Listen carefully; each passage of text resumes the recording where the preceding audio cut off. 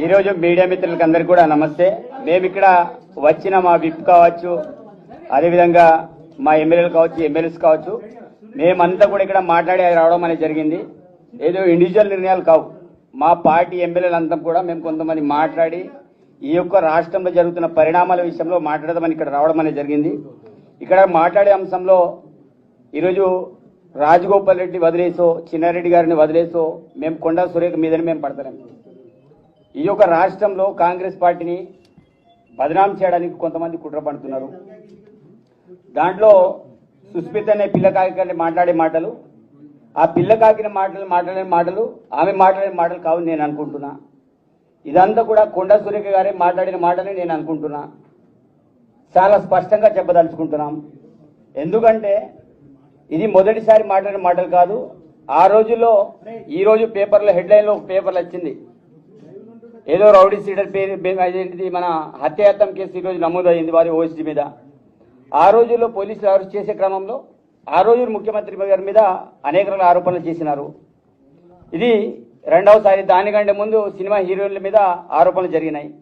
ఇది మూడవసారి. ఇది ప్రత్యేకించి సీఎం గారిని టార్గెట్ చేసుకుని, అదేవిధంగా కనీసం వయసుకు కూడా గౌరవించి కూడా మా ప్రకాష్ రెడ్డి ఎమ్మెల్యే గారి మీద ఇష్టారీతిన మాట్లాడి, అదే కాకుండా దమ్ముంటే రావాలి, ప్రచారం చేయాలి, ఎవరు గెలుస్తారో చూద్దామనే సవాల్ విసిరే సంస్కృతి.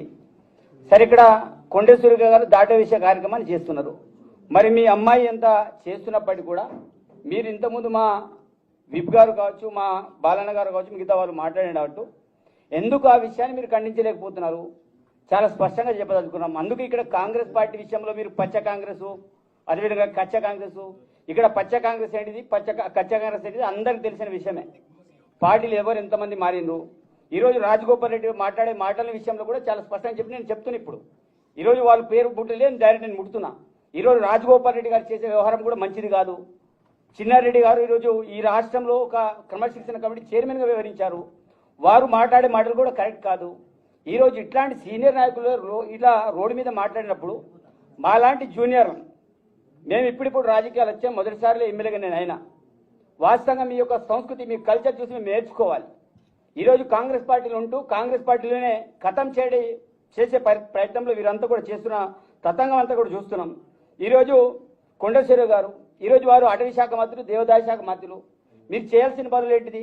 రాష్ట్రంలో ఈరోజు ఎన్ని రివ్యూ మీటింగ్ పెట్టారు? ఈరోజు వాస్తవంగా మీరు నా ప్రాంతంలో అటవీ సమస్యలు ఎన్నున్నాయి, వాస్తవంగా ఎంత అలజడి జరుగుతుంది, అనేక సార్లు మేము ఆహ్వానించినాం. ఇలాంటి వాటి మీద దృష్టి సారించి మరి రాష్ట్ర అభివృద్ధి కోసం గౌరవ ముఖ్యమంత్రి గారు చేసే కార్యక్రమాలు మనం ప్రోత్సహించే విధంగా ఉండాలి. కానీ ఈరోజు ఎవరైనా రుసుగొల్పి మీ బిడ్డ ఒక రకంగా మాట్లాడుతూ పోతున్నా కూడా కనీసం వాళ్ళని మందలించకుండా, కనీసం ఆమెను కౌంటర్ ఇవ్వకుండా, అది నా తప్పిదం కాదు, బిడ్డ మాట్లాడితే రాజీనామా చేయాలి. సరే, బిడ్డ మాట్లాడి రాజీనామా ప్రకాష్ రెడ్డి గారితో మాకు ఇంతకుముందు మాట్లాడి ఒక మాట చెప్పారు. నేను ఇప్పుడు చెప్తున్నా. ఈరోజు ప్రకాష్ రెడ్డి రాజీనామా అనేదానికంటే అమ్మని రాజీనామా చేయమని ఈరోజు ప్రకాష్ రెడ్డి నేను కూడా ఒక మాట మాట్లాడుతాను. సరే, గౌరవ పదవులు వెనుక కూర్చున్నారు. వాస్తవంగా మాకు మాట్లాడి కొంతమంది మాకు ముందు వరుసలో కూర్చోబెట్టారు. వాళ్ళు ముందు కూర్చోవాలి. నేనేమంటున్నా, అలాంటి మీరు రాజీనామా చేసేదానికంటే ఈరోజు మా వాళ్ళందరూ డిమాండ్ చేస్తారు. మేము ముక్కుముడుగా డిమాండ్ చేసేది ఒకటే, పార్టీలో విడంబొచ్చు తప్పు చేసినా, ఎవరు తప్పు చేసినా, రోడ్డు మీద ఎవరు మాట్లాడినా వారిని కాంగ్రెస్ పార్టీ ఏఐసిసి కావచ్చు, అదేవిధంగా తెలంగాణ ప్రదేశ్ కాంగ్రెస్ కమిటీ కావచ్చు, కంపల్సరీ చర్యలు తీసుకోవాలి. మీరు ఇట్లాగానే చూసుకుంటా పోతే పార్టీ భవిష్యత్తులో నష్టపోతుంది.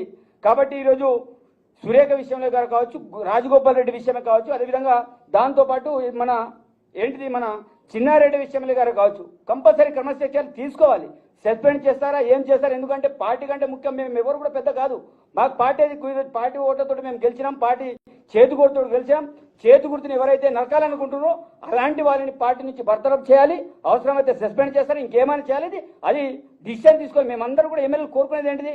మేము ఇది స్పష్టంగా చెప్తున్నాం, వాళ్ళ మీద చర్యలు తీసుకోవాలి. తప్పకుండా ఆ రకంగా ముందుకెళ్ళాలని మేము విజ్ఞప్తి చేస్తున్నాం. అది ఎవరైతే సుస్మిత గారు చేసిన వాక్యాల విషయంలో కూడా మేము చాలా క్లారిటీతో చెప్తున్నాం. చాలా మంది అంటారు ఆమె సభ్యత్వం ఉన్నదా లేదా, మరి ఎవరు ఆ మాటలు ఎవరు మాట్లాడిస్తున్నారు? కాబట్టి దీనివల్ల పార్టీ నష్టపోతుంది. కాబట్టి మేము కోరేది ఒకటే, ఎమ్మెల్యేలందరూ కూడా అధిష్టానాన్ని రిక్వెస్ట్ చేస్తున్నాం. ఈరోజు మీరు రోడ్ మీద వచ్చేసి మీరు కూడా ప్రెస్ మీట్ పెడుతున్నారంటే పార్టీలో జరుగుతున్న వ్యవహారాలు మేము మాట్లాడబోతే ఎవరు మాట్లాడేది మేము అందరం కూడా డిమాండ్ చేస్తున్నాం అధిష్టానాన్ని. మేము అధిష్టానానికి వ్యతిరేకంగా పార్టీకి వ్యతిరేకంగా పోవట్లేదు. పార్టీ కాంగ్రెస్గా ఎవరు వెళ్ళినా వారి మీద చర్యలు తీసుకొని మేము అందరం వెళ్ళాలని మేము డిమాండ్ చేస్తున్నాం. ఆ రకంగా పీసీసీ కావచ్చు, ఏఎస్ కావచ్చు నిర్ణయాలు తీసుకోవాలని కోరుకుంటున్నాం.